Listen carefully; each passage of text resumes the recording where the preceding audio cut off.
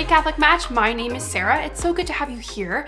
I make content on all things dating and relationships, and I'm sure if you've been here before, you probably already know that. But if this is your first time here, welcome. I'm happy that you're here. I love making this content. We talk so many different topics, and we just kind of dive into a lot of different areas of dating and relationships today in today's world, because it is wild. Like, it's insane to think about how today's culture is so different from what it was 5 years ago, 10 years ago, 15 years ago. And so if you're finding yourself, struggling or thinking like, this is really hard, it's not you.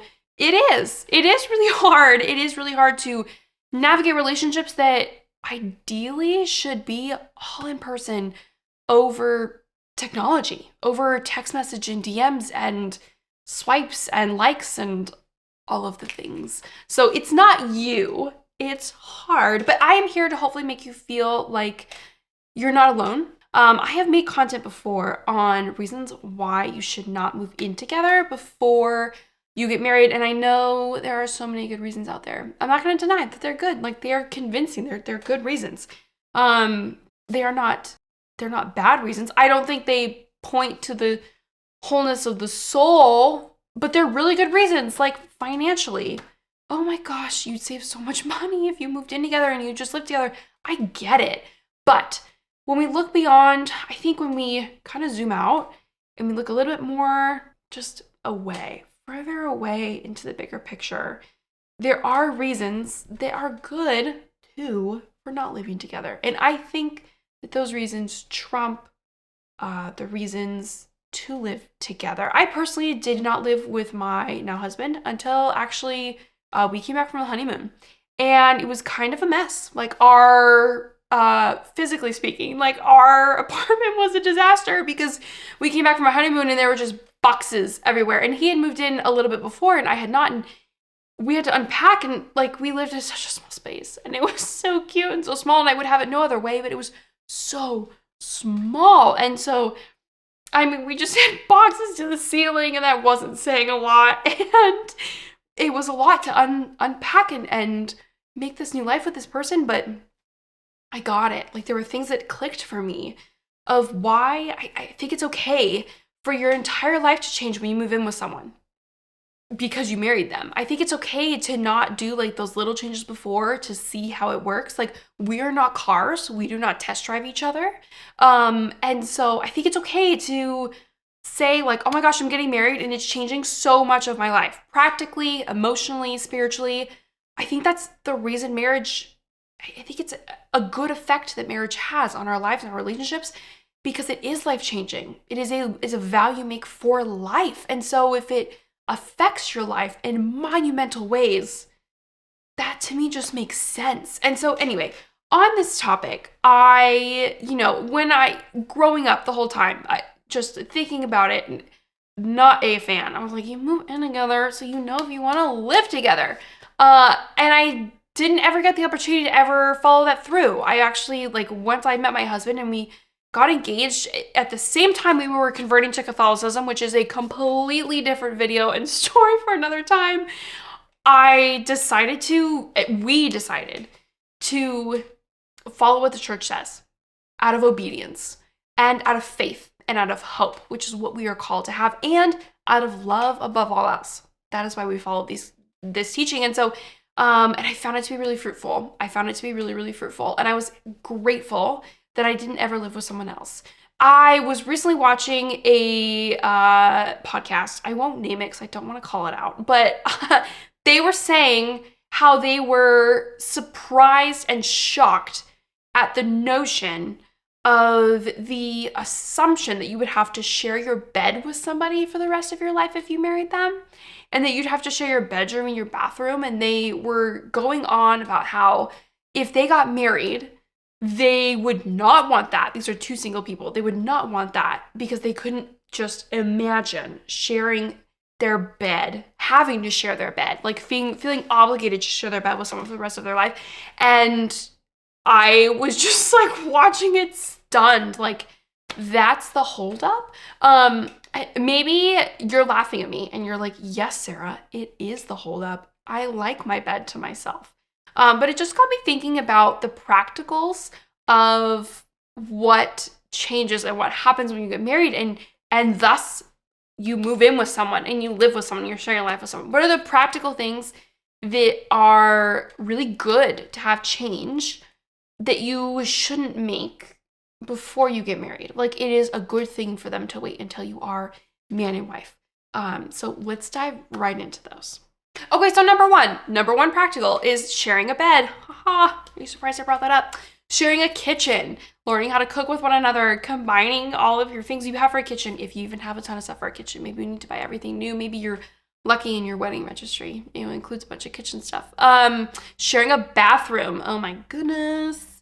It's a different space, and you're used to all these different spaces being yours and yours alone. And then someone else comes in and you're like, oh my gosh, I'm living with a boy. I think that is something that should be tied to marriage, because if you want to share your life with someone, it is just go back to like the idea of a sacramental, right? Which is an inward sign with like an outward presence, where a lot of stuff is symbolic, but it has deep meaning to our soul and to our being in this world, right? And so getting married, becoming one flesh, becoming, bone of my bone, flesh of my flesh, is very internal. But I think it's okay to have these external signs of like, okay, and now all of a sudden we have to make up all of this space that we share, and we have to decide how we want to share it. We have to decide how we're going to cook in the kitchen together.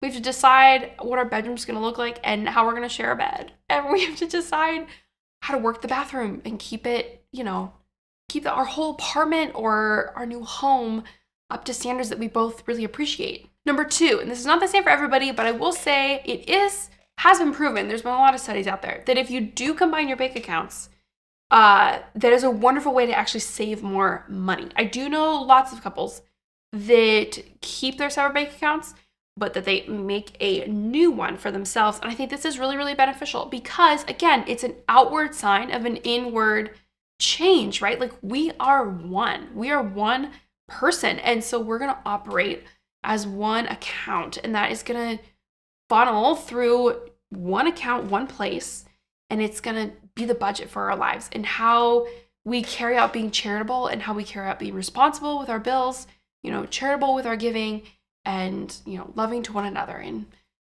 he gets her flowers and you surprise him with his, favorite body wash or whatever have you. All right, number three, a big practical change that can happen is physically putting your home together. Like, do you have a couch? I don't have a couch.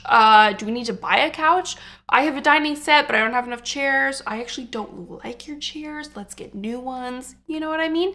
Where you have this like mood board or just, thoughts, lists of what you want your home to look like. And you get to come with another person. You get to look at them and you get to say, let's build this together. I think that that's a really, really good thing to have happen after you get married, because if you get a home together and you build a home together, right?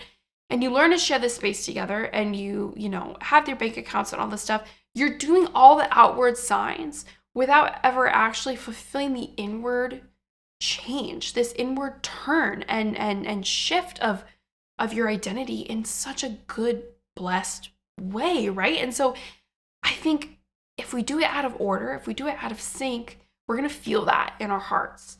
And it makes a difference in our hearts when we do things out of sync. And so I bring that up as just encouragement of not in a way that you need to dread making a new space with someone else when you don't really know how your styles are going to combine or clash or be perfect or, however you want it to turn out. But because that's what you ought to do. Like, you're with this person now, and there's a lot of other people out there that wish they were with someone that now you're with this person, and you're so lucky. And it's not a burden to now now we have to figure out how to make everything work. It's, oh my gosh, now we get to figure out how to make everything work. It's a new beginning. It's a new joyful beginning. And then the last practical that I was thinking of when it comes to just like big changes that happen in your life once you are married to someone and live with them is, I feel like you go from this flip of where you we're not together all the time, we want to be together all the time, how can we just be together? I just want to spend time with you. And I want time away from you to be super minimal. Totally get you, been there, you know, all the things. When you get married and you live with someone, now it's a flip to we're together all the time. I actually would like some alone time, or I actually would like some like me time. How do we work that out where we can do that? That is like a big emotional flip that I didn't really see come my way. And then I couldn't really name for a long time, and neither could my husband. And then when we figured it out, it was so great, where it was like, this is so not personal. This is so not against you. I just need some me time. And how can we figure that out? Because I didn't know that I was getting me time before. I just thought I was getting not you time. And so it was just a wonderful thing to work out together and to learn more about each other in that process. And so I guess what my whole point of this is that despite the reasons to move in together, I think there are really, really good reasons to not move in together. And I think that the world is very good at working out of fear and working out of intimidation of like, well, if you want to save money and ever buy a home, better move in now.